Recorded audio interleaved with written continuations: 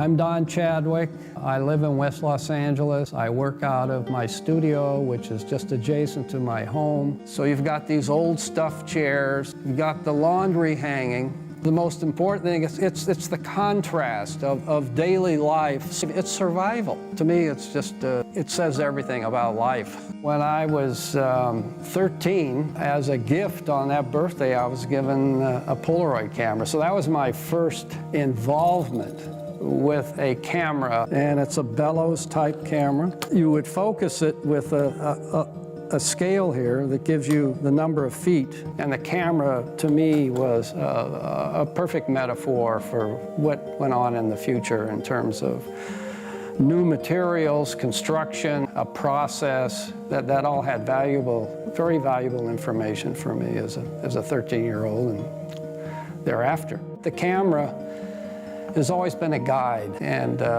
it's allowed me to see things and focus on things that maybe an average person wouldn't even notice. But it's our function as designers to see things that other people don't see.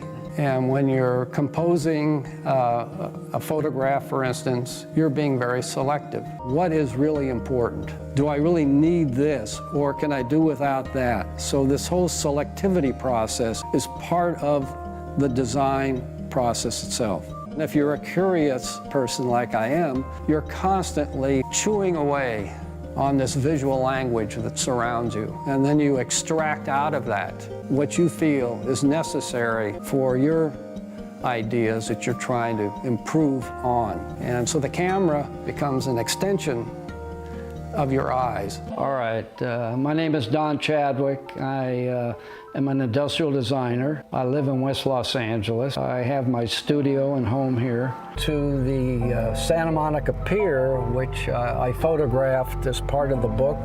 I stood right about there with a Hasselblad and shot that shot.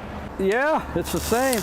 Isn't this amazing? The whole pier is just wood boards. The shot that's in the book, I took from over there looking back this way. I think they've repainted this, but it's still very colorful. All these, the purples, the yellows, the blues. It was a composition of color and structure. So, should we go back? And he said, would you be interested in a book after reviewing these slides? And I said, sure.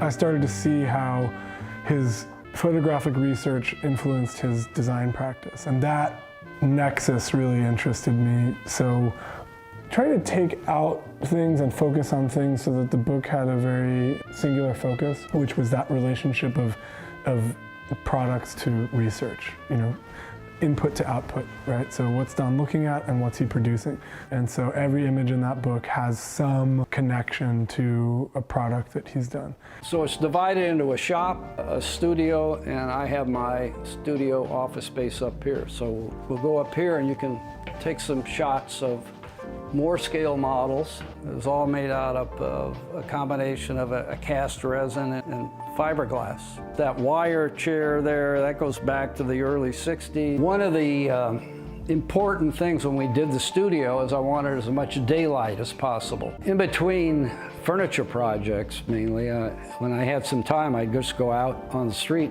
My name is Don Chadwick. I'm an industrial designer, and I've been working with Knoll since about the year 2000. The offices are becoming much more flexible, and nothing is fixed anymore. And because people are moved around and people work in groups, something a bit like this, basically 4 legs with a seat in the back, and in this case it has to stack. So in order to have the stacking for this kind of chair, you can see that the rear legs are offset from the front legs. That allows the chair to fit on top of the one below it, and you just keep stacking them up. And then for more lounge situations, we have a larger, lower sitting version of the chair with a different base, a sled base. And this is, I think, quite unique for a one-piece injection molded chair, is to have the sled base, what's called a sled base because it sits on the ground like a sled would, having this as one piece, and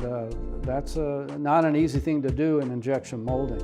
It also stacks, of course. So the whole program is built around portability and stackability, easy storage, but providing a maximum amount of comfort.